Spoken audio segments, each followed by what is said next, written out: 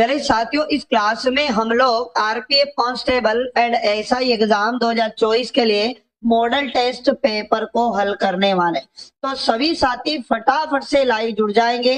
ये सेशन आपकी एग्जाम के लिए बहुत ज्यादा महत्वपूर्ण होने वाला है। जी हाँ दोस्तों, एग्जाम के अंदर भी एसआई पेपर आपको देखने को मिलेगा, इसलिए सभी प्रश्नों को बेहद अच्छे तरीके से आपको समझना है। हर क्वेश्चन बिल्कुल पूरे एनालिसिस के साथ एग्जाम ओरिएंटेड इस क्लास में हम लोग हल करने वाले। तो सेशन को जिन साथियों ने लाइक नहीं किया, लाइक कर देंगे, अपने दोस्तों तक शेयर कर देंगे, और आपको भी हर क्वेश्चन का राइट आंसर कमेंट बॉक्स के अंदर बताना है, जिससे कि साथ में आपका डाउट क्लियर होता चला जाए। तो आज का पहला क्वेश्चन है, ऑस्ट्रिया की राजधानी क्या है? तो सभी साथी फटाफट से आंसर देंगे, ऑस्ट्रिया की राजधानी क्या है? तो साथियों, ऑस्ट्रिया की राजधानी वियना हो जाएगी। ऑप्शन नंबर सी इस प्रश्न का राइट आंसर हो जाएगा। साथियों, ब्यूनस आयर्स याद रखना अर्जेंटीना की राजधानी, ठीक है ना। आगे बात करें, रोम साथियों इटली की राजधानी है। आगे बात करें दोस्तों डबलिन की, तो याद रखिएगा आयरलैंड की राजधानी डबलिन हो जाएगी। तो जिन भी साथियों ने सी ऑप्शन को चुना है, बिल्कुल प्रश्न का सही जवाब होगा। अगला प्रश्न पुनः आपके सामने आ चुका है। बिल्कुल सभी साथी फटाफट से अगले प्रश्न का आंसर बताएंगे। तो साथियों, अगला प्रश्न आपके सामने, कानपुर इनमें से किस नदी के किनारे पर स्थित है? मोस्ट एमपी क्वेश्चन आपके सामने।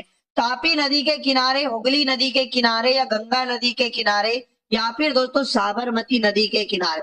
तो याद रखना कानपुर दोस्तों गंगा नदी के किनारे पर स्थित है, ठीक है ना। तापी नदी के किनारे याद रखना सूरत शहर है। आगे बात करते हैं, हुगली नदी के किनारे दोस्तों कोलकाता आपको याद रखना है, और साबरमती नदी के किनारे दोस्तों आपको अहमदाबाद का नाम याद रखना है।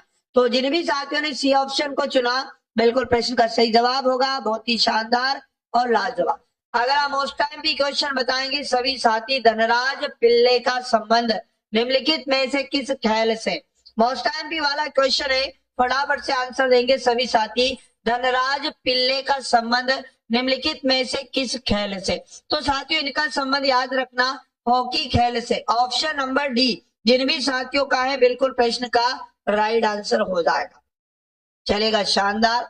अगला इंपॉर्टेंट क्वेश्चन आपके सामने पुनः आ चुका है। उस संख्या का चयन करें जो निम्नलिखित श्रेणी से संबंधित नहीं है। साथियों यहाँ पर एक सीरीज आपके सामने 5, 11, उसके बाद में लिखा 24, उसके बाद में लिखा 53, और आगे दिया 106, और इसके आगे अगर बात करें तो दोस्तों लिखा है 217 आगे, यानी कि यहाँ पर आपको गलत संख्या का चयन करना है। साथियों इस श्रेणी में आपको गलत संख्या का चयन करना है। तो देखो श्रेणी कैसे आगे बढ़ रही है, 5 से 11 कैसे बन सकता है? 5 गुना 2 10 होता है, और 10 में एक जोड़ेंगे 11 बनेगा। और 11 से 24 कैसे बन सकता है? 11 गुना 2 22 होता है, 2 जोड़ेंगे 24 बनेगा। साथियों 24 अब अपने को पैटर्न समझ में आ चुका है, गुना 2 + 1 गुना 2 + 2, ठीक है ना। तो यहाँ पर अब क्या हो जाएगा दोस्तों, गुना 2 और +3 हमें करना है। 24 दूनी 48, 48 में 3 जोड़ेंगे तो यहाँ पर दोस्तों 51 आना था, लेकिन इसने कितना लिखा? 53। तो यहाँ पर 53 गलत संख्या होगी। ऑप्शन नंबर 20 का बिल्कुल राइट आंसर हो जाएगा। बहुत ही शानदार। अगला इंपॉर्टेंट क्वेश्चन आपके सामने आ चुका है। अगला अति महत्वपूर्ण क्वेश्चन सभी साथी हल करेंगे फटाफट से। दी गई संख्यात्मक समानता के आधार पर नीचे दिए गए विकल्पों में से सही उत्तर को चुनना है। यानी जिस प्रकार से दोस्तों यहाँ पर क्या करना है, 35 से 7 बना, उसी प्रकार 125 का संबंध किससे होगा? बिल्कुल फटाफट से आंसर देते चलेंगे, क्वेश्चन सारे इंपॉर्टेंट है। साथियों 7 से 35 बनाते हैं हम लोग, तो 7 गुना 5 होता है 35, मतलब दूसरी संख्या से पहली संख्या बनाते। तो इधर किसका 5 गुना दोस्तों 125 होता है, तो 25 का 5 गुना, 25 पंजे 125 होता है। ऑप्शन नंबर डी जिन भी साथियों ने चुना, बिल्कुल प्रश्न का राइट आंसर हो जाएगा। अगला मोस्ट इंपोर्टेंट क्वेश्चन आपके सामने आ चुका है। सूचीबद्ध 4 शब्दों में से 3 किसी तरह से संगत हैं और एक असंगत है। असंगत का चयन करें। मोस्ट आईएमपी वाला क्वेश्चन अगला आपके सामने आ चुका है। साथियों यहाँ पर कीबोर्ड, मदरबोर्ड, इंटेल, प्रिंटर, है ना। इनमें दोस्तों आपको बताना 4 में से 3 एक समान है और एक अलग है, तो अलग कौन सा हो जाएगा। तो साथियों इंटेल अलग होगा, इंटेल एक कंपनी है, जबकि बाकी दोस्तों कंप्यूटर के पार्ट होते हैं, कीबोर्ड, मदरबोर्ड, प्रिंटर, ठीक है ना। आगे बात कर लेते हैं अगले प्रश्न की जो आपके सामने पुनः आ चुका है। भारत की संविधान सभा की हाउस कमेटी के अध्यक्ष कौन थे। अच्छा, इसका आंसर दीजिएगा। मोस्ट आईएमपी क्वेश्चन है, हाउस कमेटी के अध्यक्ष पूछ ले अगर एग्जाम के अंदर, तो भारतीय संविधान की हाउस कमेटी के अध्यक्ष कौन हो जाएंगे, बी पट्टाभी सीतारमैया। साथियों ऑप्शन नंबर बी जिन भी साथियों का है बिल्कुल राइट आंसर हो जाएगा। अगला मोस्ट आईएमपी क्वेश्चन आपके सामने आ चुका है। भारत ने राष्ट्रमंडल खेलों की मेजबानी किस वर्ष की थी, है ना। इसका आंसर क्या हो जाएगा, राष्ट्रमंडल खेलों की मेजबानी दोस्तों भारत ने कब की थी। तो याद रखना 2010 में दोस्तों, याद रखना है ना, भारत में राष्ट्रमंडल खेलों का आयोजन हुआ था, ठीक ना। और कहां पर हुआ था साथियों, नई दिल्ली में हुआ था, ये भी आपको याद रखना है। और राष्ट्रमंडल खेल दोस्तों याद रखना पहली बार 1930 में हुए थे, और कहा हुए थे दोस्तों, कनाडा के हैमिल्टन शहर में। आपको ये जानकारी भी याद रखना बहुत इंपॉर्टेंट है। चलेगा अगला और इंपॉर्टेंट क्वेश्चन आपके सामने पुनः आ चुका है। भारत की पहली इंजन रहित रेलगाड़ी का नाम क्या है ना। अगला क्वेश्चन दमदार प्रश्न है, सभी साथी है ना फटाफट से आंसर करेंगे। 4 ऑप्शन दिया है, आपको बताना भारत की पहली इंजन रहित रेलगाड़ी का नाम। तो साथियों बिल्कुल वंदे भारत एक्सप्रेस, याद रखना भारत की पहली इंजन रहित रेलगाड़ी का नाम है। ऑप्शन नंबर बी जिन भी साथियों का आ चुका है बिल्कुल राइट आंसर हो जाएगा। साथियों अगला इंपॉर्टेंट क्वेश्चन आपके सामने आ चुका है। उत्तर की ओर सम्मुख एक व्यक्ति 270 डिग्री दक्षिणावर्त घूमता है। तो जब भी आपको ऐसा पैटर्न आता है दोस्तों, आपको एक वृत्त को समझना है। ये वृत्त 360 डिग्री का होता है, आधा करेंगे 180 में बढ़ जाएगा, फिर आधा आधा करेंगे 90 के पार्ट में बढ़ जाएगा, और 90 को भी आधा करेंगे दोस्तों 45 के पार्ट में ये बढ़ लेना है, ठीक ना। अब ये दिशा पूर्व होती है, इधर की दिशा दोस्तों पश्चिम होती है, ऊपर की दिशा उत्तर होती है, और नीचे की दिशा दोस्तों दक्षिण होती है। प्रश्न में क्या बोला गया कि यहाँ पर उसका चेहरा किधर था, उत्तर दिशा में। व्यक्ति का चेहरा पहली बार में उत्तर दिशा में था, 270 डिग्री दक्षिणावर्त घुमा। दक्षिणावर्त का मतलब घड़ी की दिशा में घूमना है। तो साथियों यहाँ पर क्या होगा, 270 ध्यान सुनना, 45 में चेहरा इधर हो जाएगा, 45 दूनी 90, और 90 यानी कि फिर 45 जोड़ेंगे तो कितना हो जाएगा 135, और 135 में फिर 45 को जोड़िएगा, यानी कि 135 में अगर हम लोग 45 को जोड़ेंगे तो साथियों कितना बनेगा, यहाँ पर कितना हो जाएगा 180, और 180 में फिर 45 जोड़िएगा। आप कहेंगे सर 180 में 45 को जोड़ेंगे तो यहाँ 5 8 4 12 है ना, यहाँ पर हो जाएगा। उसके बाद में दोस्तों कितना हो जाएगा, यहाँ पर 225 हो जाएगा, फिर 225 में 45 जोड़ेंगे, चेहरा पश्चिम दिशा की ओर जाएगा, ठीक ना। तो आप यहाँ पर कहेंगे सर 270 डिग्री में उसका चेहरा पश्चिम की ओर हो जाएगा। फिर वो 90 डिग्री वामावर्त घूमता है। वामावर्त घड़ी के विपरीत दिशा होती, और घड़ी की विपरीत वापस इधर 90 डिग्री जाना है, तो 45 में यहाँ पर और 90 में दक्षिण दिशा में उसका चेहरा हो जाएगा। ऑप्शन नंबर ए इस प्रश्न का राइट आंसर हो जाएगा। तो जिन भी साथियों ने ए ऑप्शन को चुना बिल्कुल राइट आंसर है, बहुत बढ़िया। अगला और इम्पोर्टेंट प्रश्न करेंगे सभी साथी, बिल्कुल गुनगुन यादव बिल्कुल आ चुका आंसर आपका, मनीष है ना, उसके बाद करीना, एसजीएम, अंजलि, सत्या, तमन्ना है ना, बहुत ही शानदार। चलेगा अगला प्रश्न करेंगे सभी साथी जो आपके सामने आ चुका है। करण का कोड बताया, एक निश्चित कोड भाषा में 45, उसी कोड भाषा में अरुण को कैसे लिखा जाएगा। तो साथियों यहाँ पर ये समझो कि करण को किस प्रकार से लिखा गया। अंग्रेजी वर्णमाला के क्रम से करते हैं। 11 नंबर पे के होता है, 1 नंबर पे 1 होता है, 18 नंबर पे आर होता है, 1 नंबर पे एन 14 पर। इन सबका योग करिएगा फिर क्या बनता है आपको क्लियर हो जाएगा। 4 में 1 जोड़ा 5, 8 5 होता है, 13 1 14, और 1 15 का 5 हासिल आएगा 1। यहाँ पर 1 2 और उसके बाद 3 और 1 हासिल का हो जाएगा 4। जी हाँ दोस्तों, 45 बन चुका है। तो बस अरुण में भी यही पैटर्न अप्लाई करना है। चलिएगा, एक नंबर पे आता R18 नंबर पे, U21 नंबर पे आता, N14 नंबर पे आता है। इन सब का भी योग करिएगा, बिल्कुल आंसर आ जाएगा। 4 में एक जोड़ा 5 बनेगा, 5 में 8 जोड़ा 13, एक 14 के 4 हासिल आएगा 1। यहाँ पर 1 में 2 जोड़ा 3 और एक 4 और एक हासिल का 5 बनेगा 54। इसका right answer option number A. जिन भी साथियों ने चुना है दोस्तों, बिल्कुल सही जवाब होगा। अगला मोस्ट टाइम भी प्रश्न लगाएंगे सभी साथी। नीचे दिए गए चित्र में त्रिभुजों की संख्या कितनी है? तो ऐसे प्रश्न को कैसे करना है साथियों? अगर किसी वर्ग के अंदर इस प्रकार से क्रॉस होता है, इस प्रकार से क्रॉस होता है, तो याद रखना टोटल कितने त्रिभुज बनते हैं? 1 2 3 और 4। और ये जो सबसे बड़ा नंबर होता है, इसका दुगना कर देना है। आप कहेंगे सर 8 त्रिभुज बनते हैं एक आकृति में, तो 8 इसमें, 8 इसमें और 8 इसमें, टोटल कितना हो जाएगा? तो 8 गुना 3 कर लो, या 8 को 3 बार जोड़ेंगे, 24 त्रिभुज तो ये वाले हो जाएंगे। आगे बोला गया, अब देखो यहाँ पर छुपे हुए त्रिभुज भी जोड़ना है, यानी कि दोस्तों इन दोनों आकृतियों को मिलाकर एक त्रिभुज ये वाला, ठीक ना। आप कहेंगे सर दूसरा ट्राइंगल ये वाला हमें दिया हुआ है, ठीक ना। तो 2 ट्राइंगल और हमने जोड़ दिए। अब देखो लास्ट आकृति और सेकेंड आकृति को जोड़कर भी 2 त्रिभुज इस प्रकार से आपको, एक इधर वाला और साथियों दूसरा ये वाला आपको दिया है, ठीक है ना। तो 2 त्रिभुज और आपको जोड़ देना है। तो यहाँ पर कितना हो जाएगा? 24 में 2 जोड़ा 26 और 2 कितना हो जाएगा दोस्तों? 28। तो इस आकृति में टोटल 28 त्रिभुज हो जाएंगे। जिन भी साथियों का ऑप्शन नंबर ए आया, बिल्कुल प्रश्न का राइट आंसर हो जाएगा। आशा और उम्मीद करूंगा प्रश्न आपको समझ में आ चुका होगा। अगला प्रश्न है, यदि शांत जल में एक नाव की चाल दिया है 14 किलोमीटर प्रति घंटा और धारा की चाल भी दिया है 6 किलोमीटर प्रति घंटा, तो धारा की दिशा में 80 किलोमीटर की दूरी तय करने में कितना समय लगेगा? हमें साथियों यहाँ पर समय लाना, और समय का फॉर्मूला होता है दूरी बटे में चाल।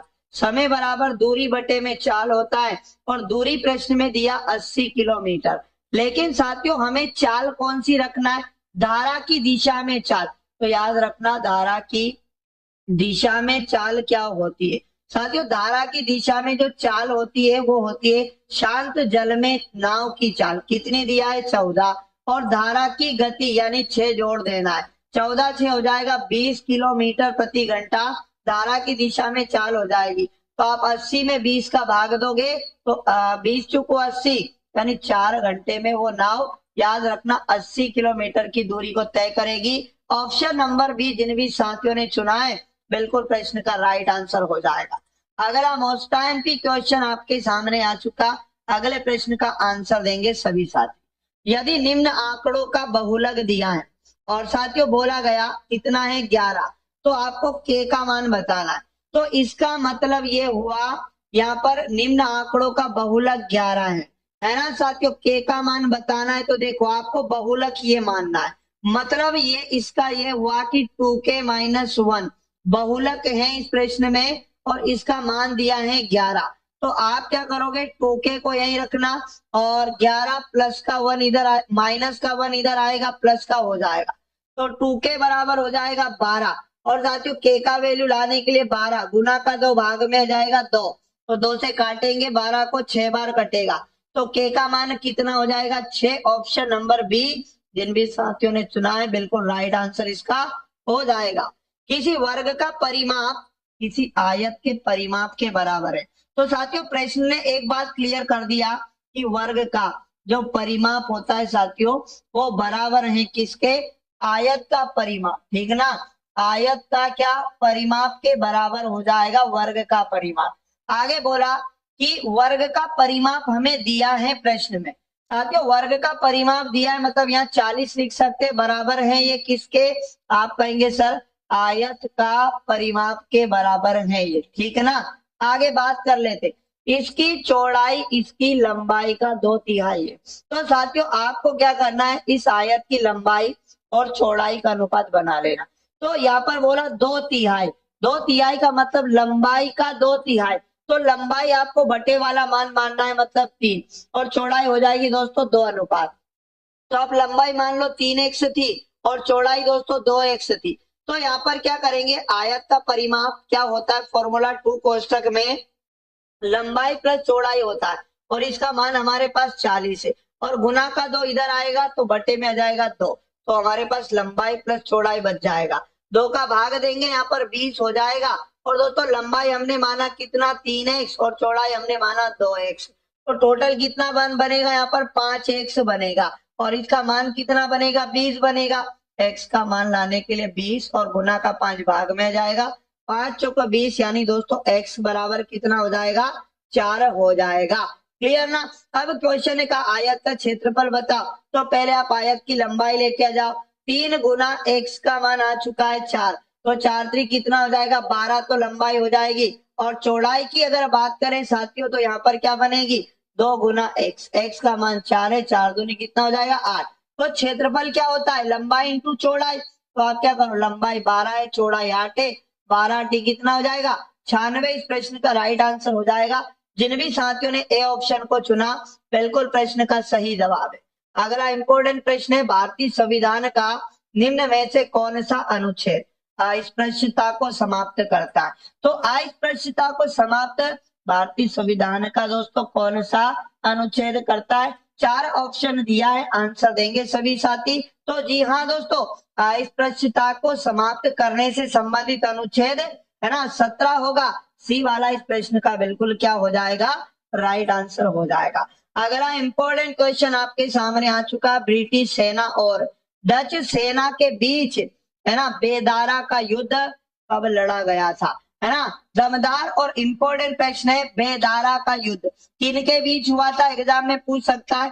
तो साथियों ब्रिटिश सेना और डच सेना के बीच में हुआ था, और यह युद्ध कब हुआ था, तो दोस्तों 1759 में हुआ था, याद रखना। और साथियों याद रखना, इसमें डच सेना अंग्रेजों से क्या गई, हार गई थी, यानी कि इसमें डच सेना क्या हुई थी दोस्तों, याद रखना पराजित हुई थी, ठीक ना।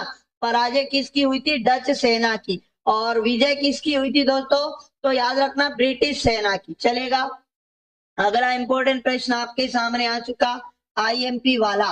तो साथियों दिए गए पैटर्न को ध्यान पूर्वक पढ़ें और वह संख्या चुने जो प्रश्न चिन्ह के स्थान पर आ सकती है। तो देखिएगा यहाँ पर 3 संख्याएं हैं, मतलब नीचे भी एक संख्या है, हर चित्र में 4 संख्या है, किन्हीं 3 का यूज करके आपको चौथी संख्या बनाना है। साथियों हम यहाँ पर क्या कर सकते हैं, हम यहाँ पर ताकि हमारे पास 12 बच जाए, देखो अगर 40 में से 30 को घटा दो, यानी आप कहेंगे सर 40 में से 30 गया, तो आपका कितना बचेगा 10 बचेगा। और साथियों यहाँ पर क्या बताएं फटाफट से, क्या हो सकता है इसका आंसर, ठीक है ना। ये वाला भी नहीं होगा पैटर्न, आगे और क्या हो सकता है, अगर दोस्तों मैं 40 में से 22 को घटा दूं, आप कहेंगे सर 40 में से 22 को घटा देंगे तो हमारे पास कितना बन जाएगा, तो आप कहेंगे सर यहाँ पर 18 बचेगा। और 18 में दोस्तों अब क्या करें फटाफट से बताओ, है ना। 18 में अगर मैं ये वाला 12 जोड़ देता हूँ, यानी 18 में 12 जोड़ देंगे तो आप कहेंगे सर 30 बन जाएगा,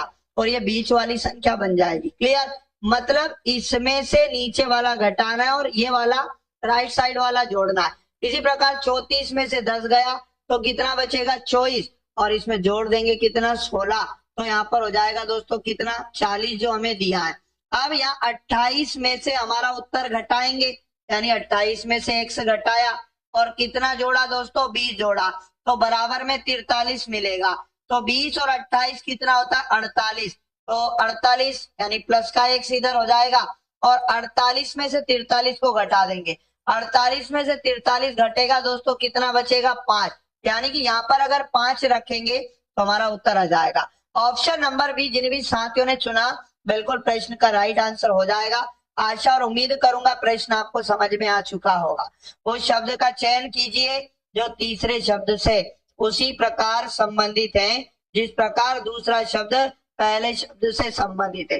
दोस्तों कुर्सी का संबंध जिस प्रकार फर्नीचर से, शर्ट का संबंध किससे होगा, तो कुर्सी जो होती है दोस्तों शर्ट फर्नीचर के अंतर्गत आती है, तो शर्ट याद रखना गारमेंट होती है, यानी गारमेंट के अंतर्गत आती है।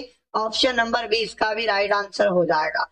बहुत ही शानदार। अगला इंपॉर्टेंट क्वेश्चन बताना सभी साथियों को फटाफट से, है ना, जिसमें 3 कथन 2 निष्कर्ष दिए। कथनों के अनुसार कौन सा निष्कर्ष सही होगा? कथन, पहला कथन दिया है सारे शेर बिल्लियां है। तो साथियों हमें क्या करना है? शेर शेर शेर सारे क्या है दोस्तों? बिल्लियां। तो आप लोगों को सभी शेर क्या बना लेना है? बिल्लियां बना लेना है, ठीक है ना। और कुछ बिल्लियां पालतू हैं तो बिल्लियों का कुछ हिस्सा क्या बनाएंगे हम लोग? पालतू बनाएंगे। आगे बोला सारे पालतू जानवर हैं, तो ये सारे पालतू साथियों क्या हो जाएंगे?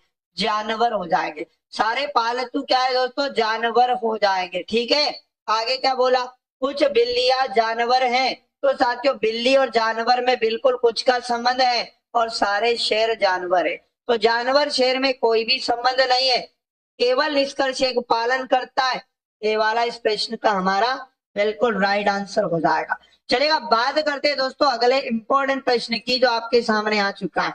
यदि राम एक निश्चित यात्रा अपनी सामान्य चाल की 60% चाल से तय करता है, तो 36 मिनट की देरी से गंतव्य पर पहुंचता है, गंतव्य तक पहुंचने में उसका सामान्य समय बताओ। तो देखो पहले तो आप क्या मान लो? उसकी सामान्य, है ना, और एक नई क्या मान लो? चाल भी मान लो, समय भी आ जाएगा। तो सामान्य मान लो दोस्तों चाल उसकी 100 थी, तो सामान्य चाल का 60%, नई चाल क्या बोल रहा है? 60 यूनिट, ठीक ना। इसको काट लेते हैं, सालों का अनुपात बन जाएगा, 20 से 5 होता है 100 और 20 या 60। तो ये जो अनुपात बना दोस्तों ये चालों का अनुपात है, और चाल का उल्टा अनुपात 3:5 क्या हो जाएगा साथियों? समय का अनुपात हो जाएगा।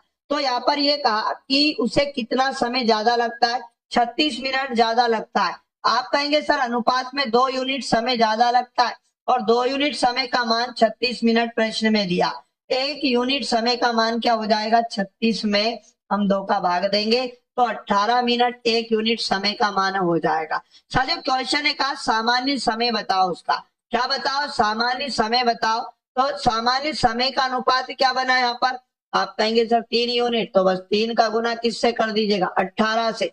18 दिया हो जाएगा 54 मिनट उसका सामान्य समय आएगा। ऑप्शन नंबर सी जिन भी साथियों का आ चुका है बिल्कुल प्रश्न का राइट आंसर हो जाएगा। अगला मोस्ट टाइम भी प्रश्न आपके सामने दोस्तों पुनः आ चुका है, फटाफट से सभी साथियों को आंसर देना है।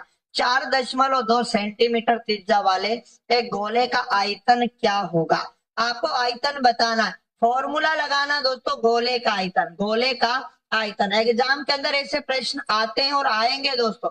गोले का आयतन होता है 4/3, और क्या उसके बाद में पाई आर क्यूब होता है। तो आप वैल्यू पुट कर दो 4/3, पाई का मान कितना होता है? 22/7, और त्रिज्या का क्यूब आर का मान हमें प्रश्न में दिया 4.2, तो हम 4.2 का कितनी बार गुना करेंगे? 3 बार। तो ये त्रिज्या का क्यूब हो जाएगा। अब ये पॉइंट हटा के इसको हल कर लीजिएगा, नीचे एक 0, फिर से नीचे एक 0, और फिर से दोस्तों नीचे एक 0। अब देखो 7 से काटेंगे 7 छंगे 42, और 3 से काटेंगे दोस्तों यहाँ पर 3 दूनी 6, ये मल्टीप्लाई कर लीजिएगा 4 गुना, उसके बाद में 22 गुना, उसके बाद में 2 गुना, उसके बाद 42 गुना 42, और बटे में यहाँ पर टोटल 3 0 आएंगे। तो गुना करके इकाई तरफ से 3 अंकों के पहले दोस्तों आपको क्या करना है? दशमलव लगा देना है। तो फटाफट इसका आंसर दे दीजिएगा 4 गुना 22 गुना, और उसके बाद में 2 गुना, और उसके बाद में 42, और गुना 42 करने पर क्या मिलेगा? तो साथियों यहाँ पर आपको मिलेगा 310, और उसके बाद में 464 मिलेगा गुना करके, और बटे में कितने 0 है? आप कहेंगे सर 000 है, तो बस 3 अंकों के पहले दशमलव लगा दीजिएगा, बिल्कुल आंसर आ जाएगा। इकाई तरफ से जब 3 अंकों के पहले दशमलव लगा देंगे तो 310.464 है ना सेंटीमीटर क्यूब में इस प्रश्न का right answer option number C जिन भी साथियों का आया बिल्कुल प्रश्न का सही जवाब हो जाएगा। आशा और उम्मीद करूंगा प्रश्न आपको समझ में आ चुका होगा। अगला प्रश्न दोस्तों आपके सामने पुनः आ चुका है, फटाफट से सभी साथी अगले प्रश्न का आंसर देंगे।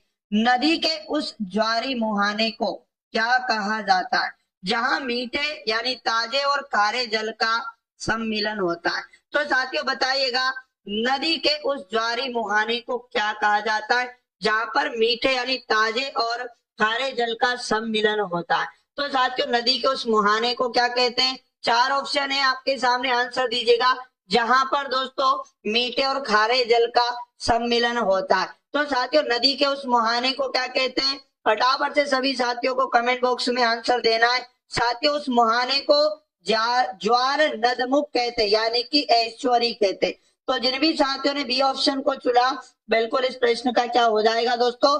राइट आंसर हो जाएगा। अगला और इम्पोर्टेंट प्रश्न आपके सामने आ चुका है, फटाफट से आंसर दे दीजिएगा। यानी किस खोजकर्ता ने 1498 ईस्वी में भारत के लिए एक समुद्री मार्ग की खोज की थी? तो 1498 में दोस्तों भारत के लिए समुद्री मार्ग की खोज करने वाला कौन था? आप कहेंगे सर वास्को डी गामा था। यानी जिन भी साथियों ने ए ऑप्शन को चुना दोस्तों, बिल्कुल इस प्रश्न का राइट आंसर हो जाएगा। अगला और मोस्ट इंपोर्टेंट क्वेश्चन है, दीन दयाल उपाध्याय अंत्योदय योजना को इस रूप में भी जाना जाता है। तो साथियों बताइएगा आंसर क्या हो जाएगा? दीन दयाल उपाध्याय अंत्योदय योजना को किस रूप में जाना जाता है? तो साथियों इसको राष्ट्रीय शहरी आजीविका मिशन के रूप में भी जाना जाता है। ऑप्शन नंबर ए इस प्रश्न का राइट आंसर आपको याद रखना है। अगला मोस्ट एमपी प्रश्न आपके सामने आ चुका है। उस समुच्चय का चयन कीजिए जिसमें मौजूद संख्याओं के बीच वही संबंध है जो निम्नलिखित समुच्चयों की संख्याओं के बीच में। तो साथियों पहले संबंध को समझ लीजिएगा, यानी जो संख्या दी है उनमें किस तरह का संबंध है। जैसे 9 लिखा, आप कहेंगे सर 3 का वर्ग होता है। 25 लिखा, आप कहेंगे सर 5 का वर्ग होता है। 49 लिखा, आप कहेंगे सर 7 का वर्ग होता है। तो 2 बढ़ा के वर्ग दिया, देखो यहाँ पर 121 11 का वर्ग होता है। आप कहेंगे 169 13 का वर्ग होता है। 225 दोस्तों 15 का वर्ग होता है। 2 बढ़ा के वर्ग कर रहा है। 4 ऑप्शन में देखिएगा 81, आप कहेंगे सर 9 का वर्ग होता है। और 121 11 का वर्ग होता है। 169 13 का वर्ग होता है। 2 बढ़ा के यहाँ भी इसके जैसा संबंध ऑप्शन नंबर सी में दिया। तो जिन भी साथियों का सी आ चुका, बिल्कुल राइट आंसर हो जाएगा। बहुत ही शानदार। अगला वेरी मोस्ट आईएमपी और दमदार प्रश्न लगा लीजिएगा। अगर आप वेरी मोस्ट आईएमपी और दमदार प्रश्न लगा लीजिएगा, 1 अक्टूबर 2020 को कौन सा दिन था? तो साथियों ऐसे प्रश्न को आज से कंपेयर कर लेना है। यानी आज है दोस्तों क्या, आप कहेंगे सर 29 नवंबर है आज। और उसके बाद में आज कौन सा दिन है साथियों? आप कहेंगे सर 29 नवंबर और 2025 का दिन हमें पता है ना। मतलब जो दिन अपने को पता रहे, 29 नवंबर 2025 का दिन हमें पता है। और आज का दिन है दोस्तों शुक्रवार। तो अपने को लाना क्या है? आप कहेंगे सर 1 अक्टूबर और उसके बाद में 2020 का दिन लाना है। तो साथियों सबसे पहले आपको क्या करना है? वर्षों के बीच में विषम दिन लाना पड़ेगा। और ये आसान है, वर्षों का अंतर करिएगा। 2025 में 20 में 5 साल का अंतर है, इनके बीच के लीप ईयर। तो 1 अक्टूबर 2020 के बाद कितने लीप ईयर काउंट होंगे साथियों? 1 लीप ईयर काउंट होगा। कौन सा? आप कहेंगे सर 20 काउंट होगा, नहीं, क्योंकि 29 फरवरी इसका निकल चुका है। टोटल विषम दिनों की संख्या 6 बनी। अब माह के बीच विषम दिन लाना है, तो हमें खाली माह के केस में अक्टूबर और उसके बाद जाना है नवंबर, ठीक है ना। अक्टूबर साथियों कितने का होता है? 31 का, जिसमें से आपको अक्टूबर का 1 दिन हटा देना है। आप कहेंगे सर 30 दिन तो अक्टूबर के लेने हैं। और नवंबर होता है 30 का, 30 में से अपने को 29 तारीख तक ही लेना है, यानी 29 दिन नवंबर का लेना है। अब 7-7 का इनमें भाग लगाओ तो विषम दिन आएगा। यहाँ पर जो शेषफल बचेगा वही विषम दिन होगा। यहाँ 2 शेष बचेगा, 7 चुको 28, यहाँ 1 शेष बचेगा। आप कहेंगे सर टोटल योग यहाँ पर विषम दिनों का कितना बना? 3। मेरी बात को ध्यानपूर्वक समझिएगा, आपका आंसर बिल्कुल आएगा।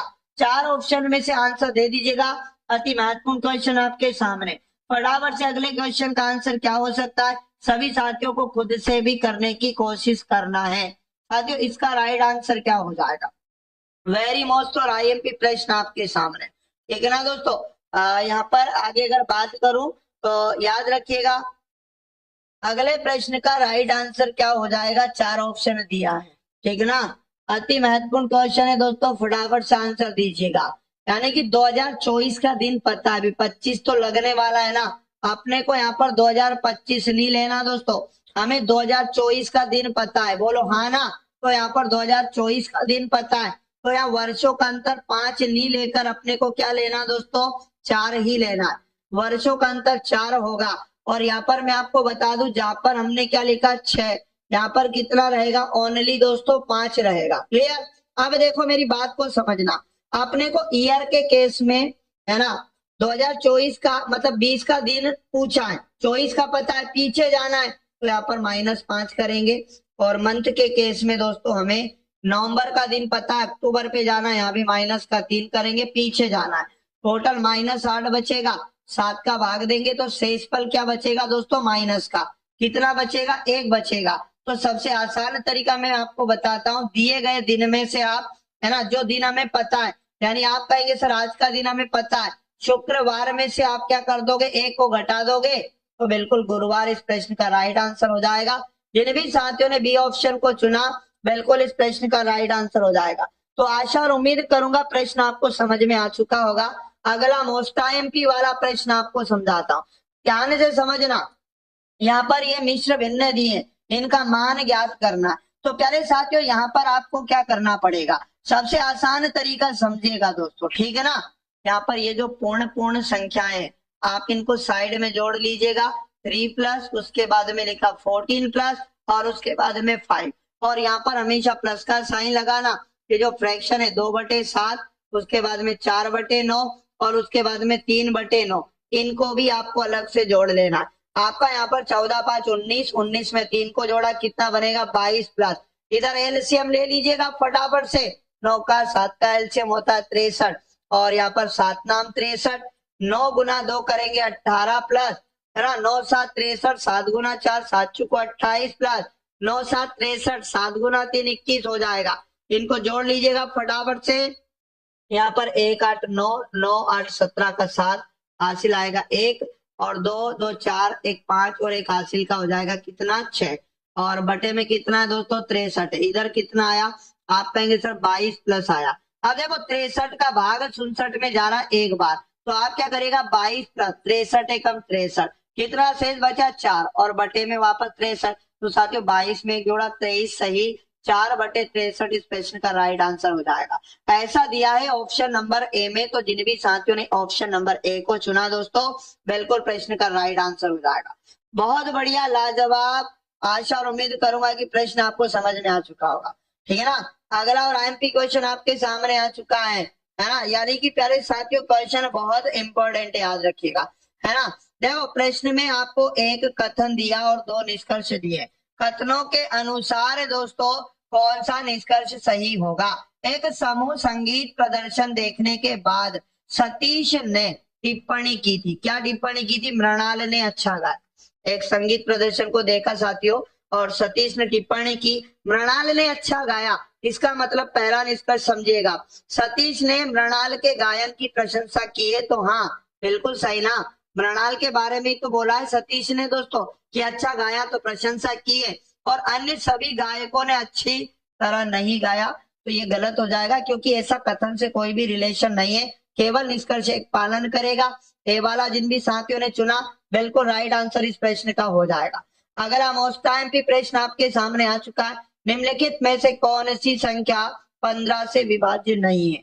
4 ऑप्शन दिया दोस्तों, राइट आंसर दीजिएगा, यानी कौन सी संख्या 15 से डिवाइड नहीं है। 15 का रूल आपको लगाना है, जो संख्या 5 से कटती है और जो संख्या 3 से डिवाइड होती है, सिर्फ वही संख्या 15 से डिवाइड रहती है।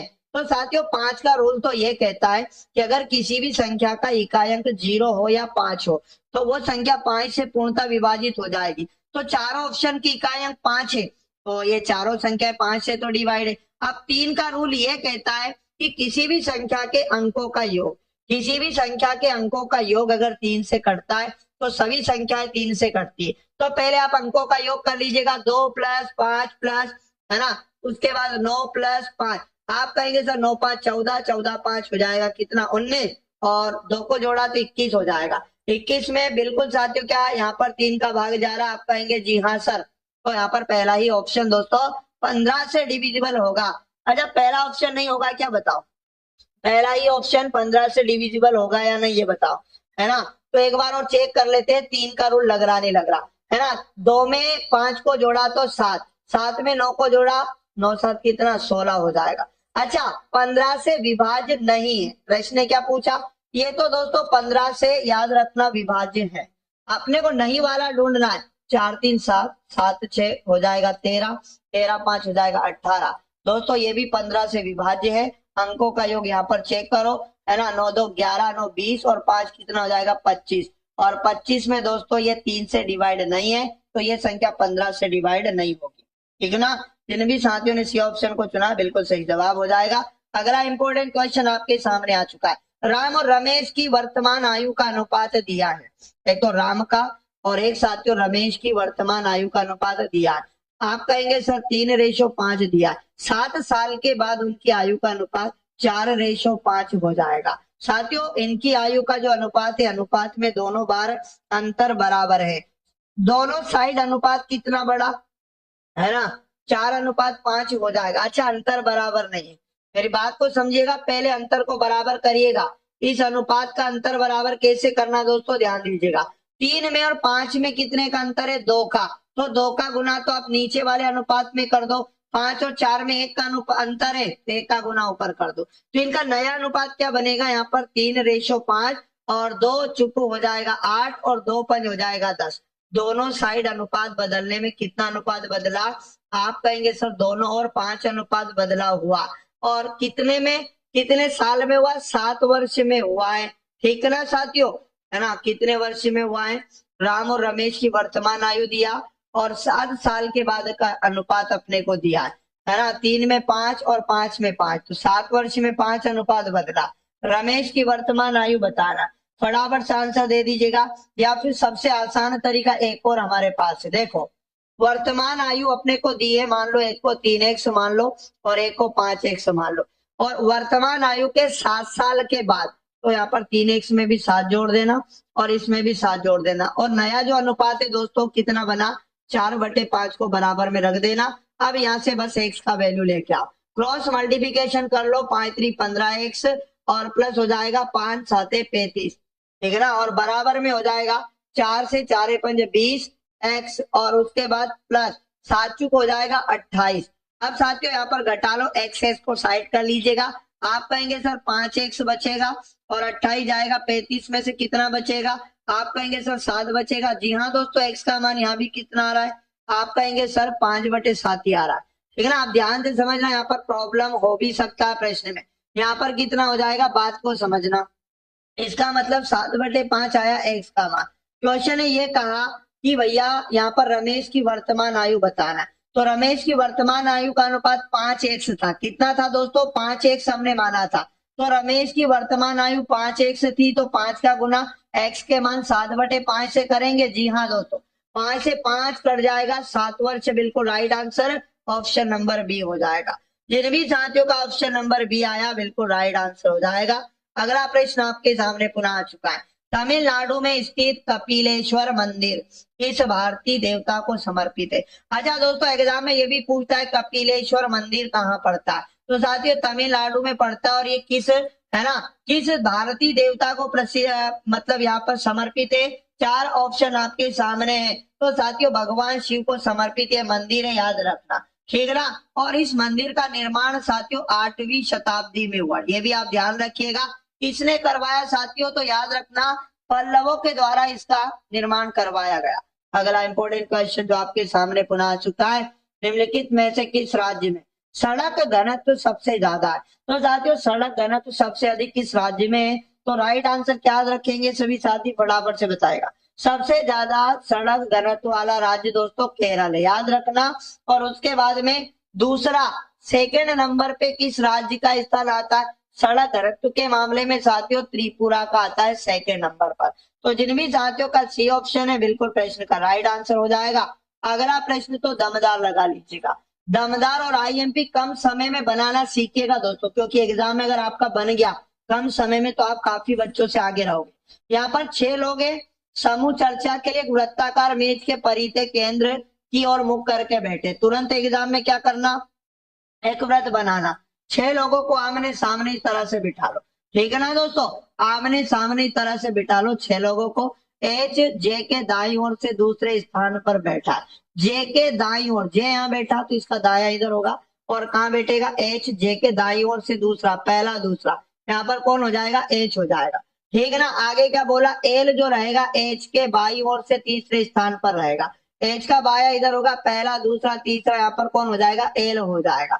एम के ठीक बगल में नहीं बैठा, एम के दोनों निकट नहीं होंगे, एम के ठीक बगल में नहीं होगा, के जो रहेगा एल के ठीक बगल में बैठा है, तो के यहाँ पर आ जाएगा साथियों। और बोला कि एम के का निकट नहीं है तो एम यहाँ बैठ जाएगा, और एक बचा हुआ आदमी, कौन बचा साथियों, आई बचा, यहाँ बैठा दो।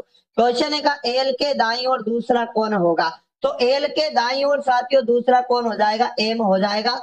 बी वाला जिन भी साथियों ने चुना है बिल्कुल प्रश्न का सही जवाब है, बहुत ही शानदार। अगला मोस्ट और आईएमपी लगा लो। दिया गया पाई चार्ट किसी छात्र द्वारा परीक्षा में प्राप्त अंकों को डिग्री में दर्शाता है।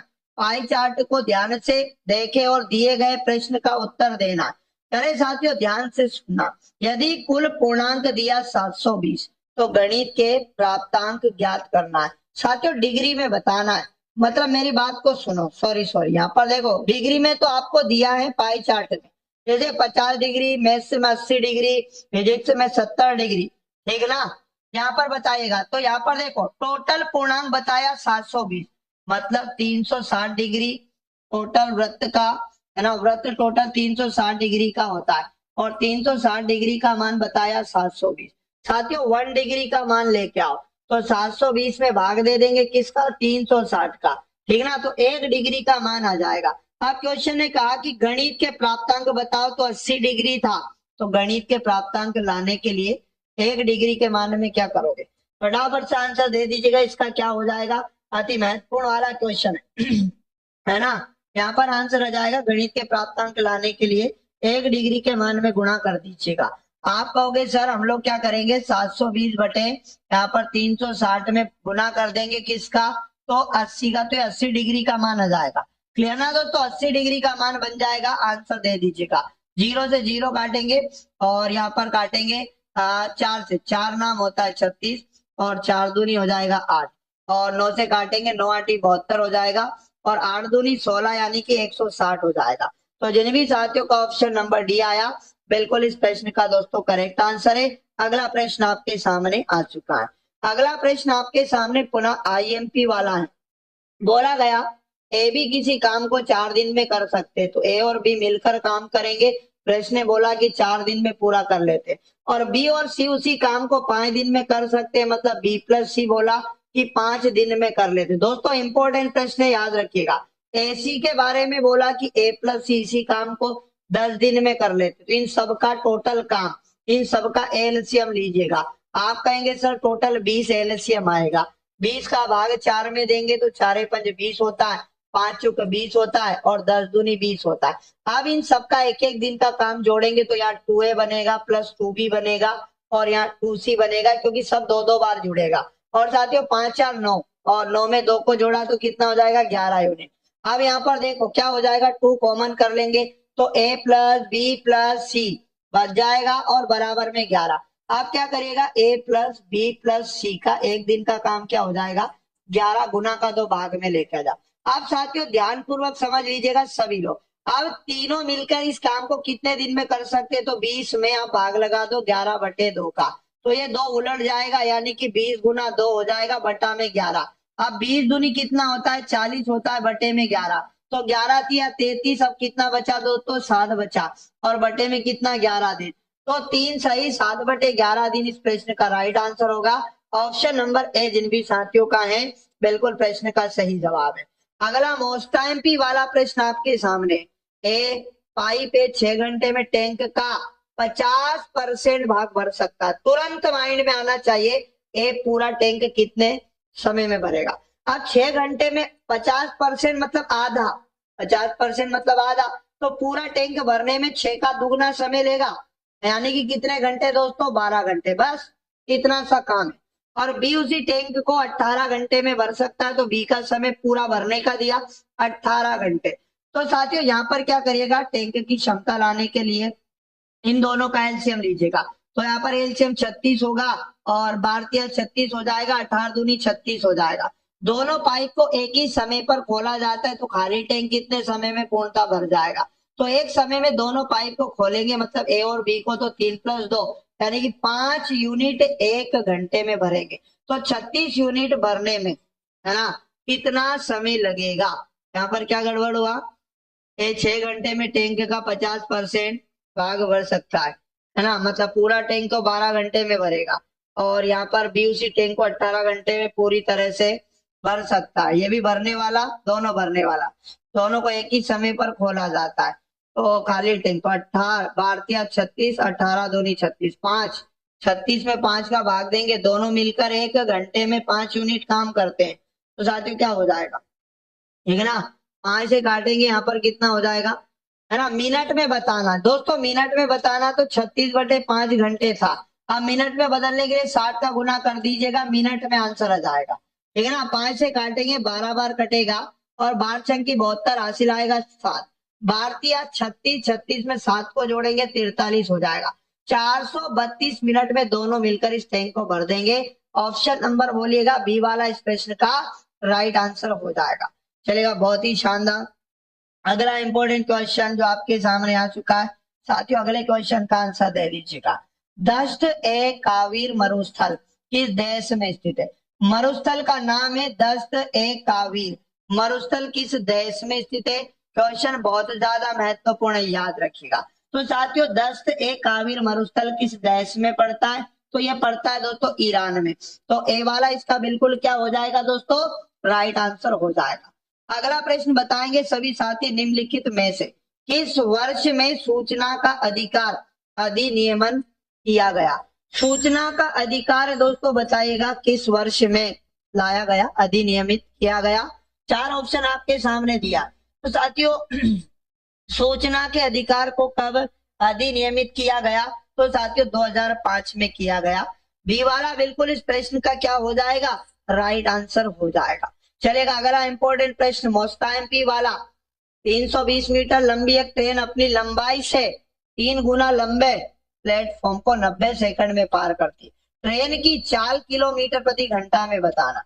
तो साथियों ट्रेन की लंबाई तो दिया है, लेकिन आप कहोगे सर पुल यानी प्लेटफॉर्म की लंबाई नहीं दिया है, प्लेटफॉर्म की लंबाई को नहीं दिया है, तो 3 गुना ज्यादा लंबाई है, 320 का 3 गुना करेंगे तो 0 3 दूनी 6, 3 3 960 मीटर लंबाई हो जाएगी साथियों। किसकी, आप कहेंगे सर प्लेटफॉर्म की। अब आपको फॉर्मूला तो याद ही है कि चाल बराबर दूरी बटे में क्या होता है, समय होता है। और साथियों जब कोई ट्रेन किसी लंबाई वाले स्थान को पार करती है तो ट्रेन की लंबाई और उस स्थान की लंबाई दोनों जुड़ जाएगा। समय दिया है कितना दोस्तों, 90 सेकंड दिया।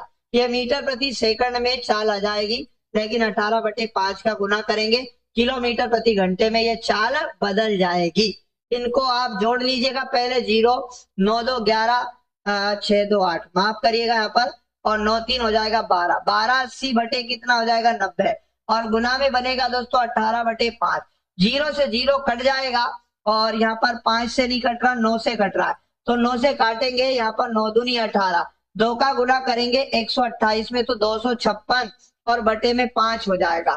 5 का भाग देंगे 50 25, 5 एकम 5, 1 बचा 5 दूनी 10, 51 2 है ना 51.2 किलोमीटर प्रति घंटा ट्रेन की चाल होगी। ऑप्शन नंबर सी जिन भी साथियों ने चुना बिल्कुल प्रश्न का राइट आंसर होगा। बहुत बढ़िया, और इम्पोर्टेंट क्वेश्चन आपके सामने आ चुका है। भविष्य निधि का नाम आप सबने सुना होगा दोस्तों। तो भविष्य निधि के संदर्भ में आपको बताना है यूएएन का पूर्ण रूप क्या है। तो साथियों इसका राइट आंसर क्या हो जाएगा, यूनिवर्सल, है ना, अकाउंट नंबर। याद रखना भविष्य निधि के संदर्भ में यूएएन जो होता है इसका फुल फॉर्म होता है यूनिवर्सल अकाउंट नंबर। चलेगा, अगला प्रश्न आपके सामने आ चुका है। भारत द्वारा विकसित प्रथम वाणिज्यिक असैनिक वायुयान कौन सा है। देखो बहुत बढ़िया क्वेश्चन है, भारत द्वारा विकसित प्रथम, ये प्रथम की वजह से बहुत ज्यादा इंपॉर्टेंट क्वेश्चन है दोस्तों, है ना। तो वाणिज्यिक असैनिक वायुयान कौन सा हो जाएगा। तो साथियों सारस उस वायुयान का नाम आपको याद रखना है। डी वाला बिल्कुल